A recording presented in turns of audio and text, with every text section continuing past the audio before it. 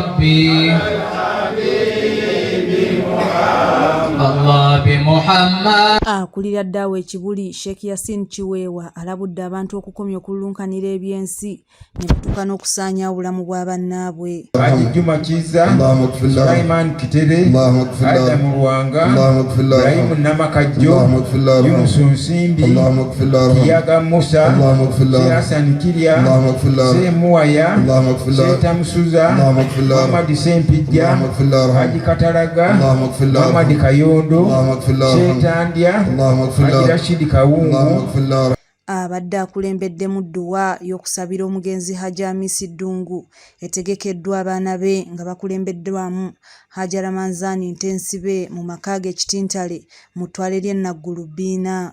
Omutima omulamu gwe mutima ogutabaako nsaalwa. Omutima omulamu gwe mutima ogutabaako obukukuuzi. Omutima omulamu gwe mutima ogutabaako obutaagaliza. Omutima omulamu gwe gutabaako nge. Omutima omulamu gwe gutabaako eddogo.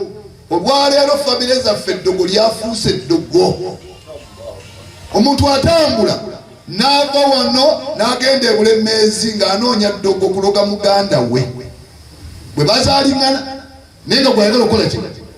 Eddogo e Bulemeezi ne libulayo n'agandi bamulagirira omusawo e Buddu n'agandi newe e Buddu nja mukola ki? Aba yakatuuka e Buddu ne baga nti ate asinga ali Kyaggwe n'agenda e Kyaggwe nga gwanoonya okusiraanyani.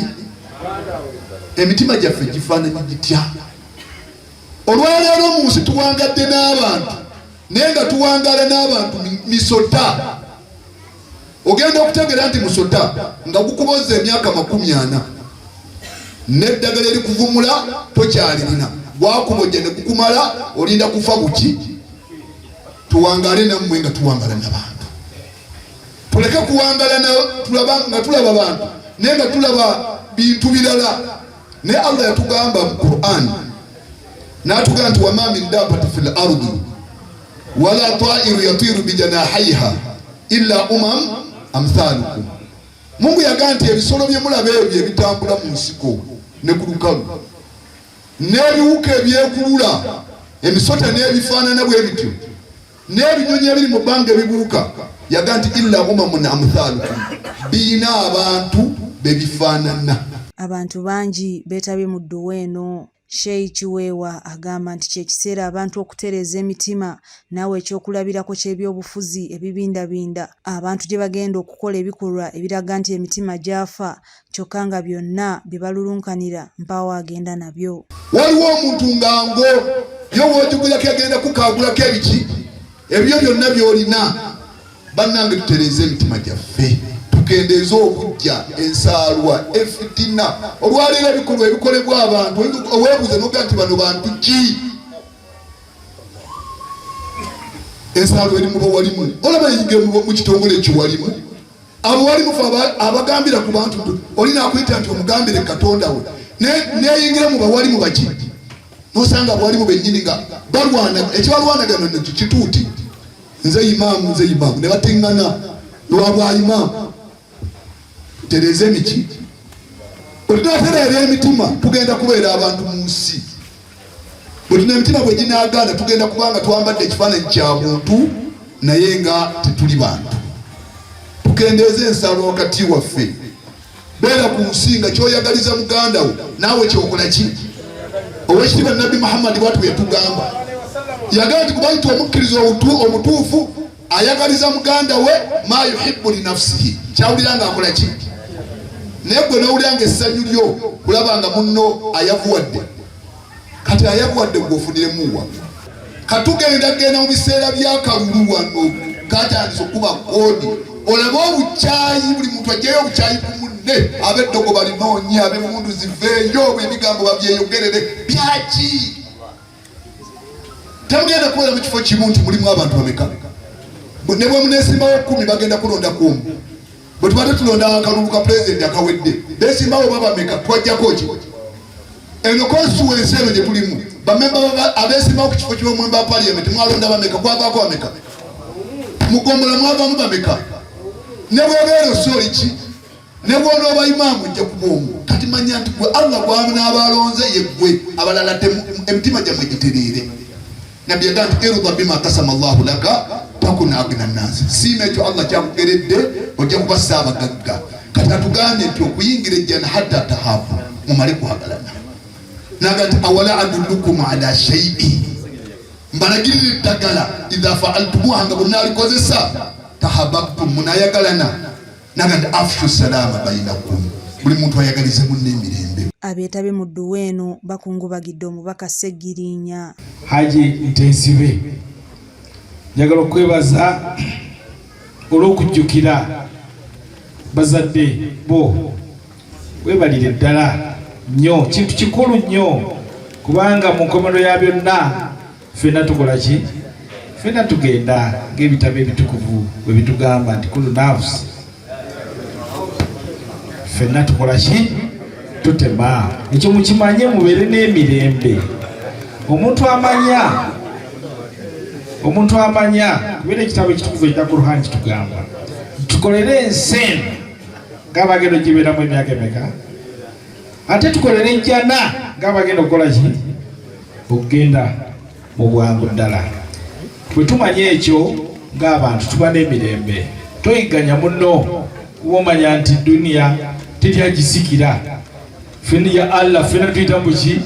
Tuyita mu buyisi. Tewali nsonga lwaki mukadde waffe akwira hijja byatusomesezza bibaawo, n'oba n'enge, n'oba n'ettima, n'oba n'enkwe n'ebirala. Era bwe bituuka mu byobufuzi kujja bagira. Abantu ab'enjawulo boogedde ku Hajji Hamisi Ddungu nga eyali ayagala ennyo abantu era ne yeebaza famire olw'okutambulira mu buufu obwo. Senga twagalana ng'omukulu wa ddaawa bw'akoze eki? Twagalana kwokka na kuwaŋŋana bitiibwa. Senga twagala ne tuwaŋŋana ebitiibwa buli omu mu kiti kye, n'oba mukulu w'ekitiibwa, n'oba musika wa kitaawo wadde wa myaka 4 nga goli wa myaka 6, naye ow'emyaka 4 n'omuwa ekitiibwa ng'omusika wa kitaawo, empalana zinaavaawa n'okulwanagana. Abantu batunze ettaka. Batunze ki? Ettaka ly'osanze nga totodde wadde siringi 10, otunda lyaki okulimalawo? Bazzukulu bo n'abaana banaabeerawa? Kubanga ofunye omukisa olisanze, naye abaana n'abazzukulu batalisange, gw'ogenda kukola otya? Abaana bagenda kukola batya? Ne batunda ettaka ne badda mu mizigo bapangise, ne batunda ettaka ne bagula bodaboda. Gwe n'ogamba nti olina omukisa mu nsi muno. Ne mukadde we yalikolerera, abalala no balirwaniranga mafumu ku mafumu ne balifuna, nga yayita mu kufa n'embala zirina, naye gw'oyise ku muswete olisanze lya bwereere olimazeewo. Ebyo Ssaabasajja atukubiriza tubiveemu, tukuume ettaka, tubeere balamu, ate tubeere bagagga. Allah tabaraka wa taala tugambye nti ebintu biri 5 muzaddewo byakubanja kuno ku duniya nga mukyali balamu. Mungu n'abyogera ng'abyanukula bitubuulira byebiruwa, n'agamba nti waqada rabbuka, yasalawo Katonda wo, alla ta'budu illa iya, tolina kusinza kirala kyonna, olina kusinza Mukama Katonda wo Allah. Osinza ebirala gw'omanye ekiri kutuukako. N'agamba nti ekyo nga kiwedde, wa bil walidaini, bazadde bo bayise bulungi. N'agamba nti imma yablughanna indaka al-kibara, munnange n'abazadde bo naddala bwe babanga bakuze nga bali bw'oli. Indaka, omuzadde bw'akula n'akaddiwa, obuvunaanyizibwa bwe eri bazadde bo bweyongera. Mungu bw'abagamba nti indaka, yani huma dhaifani indaka fa ahsinu dhiyafatahuma, bazadde bwe baba bakuze bafuuka bagenyi bw'oli, longoosa obugenyi bwabwe amma qalil, kubanga akaseera katono nnyo. Sayartahilani, bajja kusenguka ila jibwali rabbihima, bagende eri Katonda waabwe. Akakaseera koolinawo myaka 2-10, fahsinu dhiyafatahuma, nkwegayiridde longoosa obugenyi bwabwe.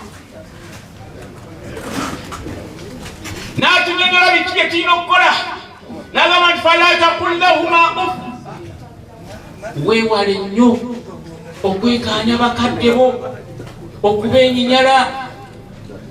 wala tanharuhuma, tobaboggoleranga. waqul lahuma qawlan karima, yogera ebigambo ebyekitiibwa bwe bali. wahfadhu lahuma janaha dhulli min arrahma, kakkanya ebiwawaatiro byo. bwe kiba kyetaaga kutuula wansi, tuula wansi awali mukaddewo, tomutuulako, tomwekuluntalizaako. waqul rabbi irhamuhuma kama rabbayani saghira. Haji Ntensibe agambye nti eddiini ebalagira okujjukira abafu era buli mwaka bategekera taata waabwe edduwa. Erinnya nze agira manzani Ntensibe Ddungu, mutabani w'omugenzi Ddungu lukyamuzi. Esazeewo okutegeka omukulu guno kuba yali nkola ya mukadde waffe okusabira abakadde, ffe tusabira abakadde. Era ku lunaku luno mukadde waffe Ajja Mistungulo yafa nga 9 January 2009, naye nga naye asabira abakadde be buli mwaka. Kale naffe tugoberera obuufu obwo tusobole okukkiriza enkola gye yakolanga, kuba naye yali asabira abakadde. Mumujjukirako biki Haji Ddungu? Tumujjukirako ebintu bingi. Yakolalira nnyo Obusiraamu, yakola nnyo ku byafaayo, ebyafaayo bye yakolalira nnyo ensi ye, yakolanirira nnyo Buganda n'ensi ye Uganda okutwalira wamu. Yali mukwano nnyo gwa Ssekabaka Muteesa, era nga Ssekabaka Muteesa tava mu lujja olwo. N'alugera ku mukwano gwa Idi Amin, naye nga Idi Amin naye tava mu lujja olwo. Y'omu ku bannayuganda abaasooka okuzimba baasi wano mu Uganda, era yavaako okugiyita baasi z'Abaganda. Allahu akbar.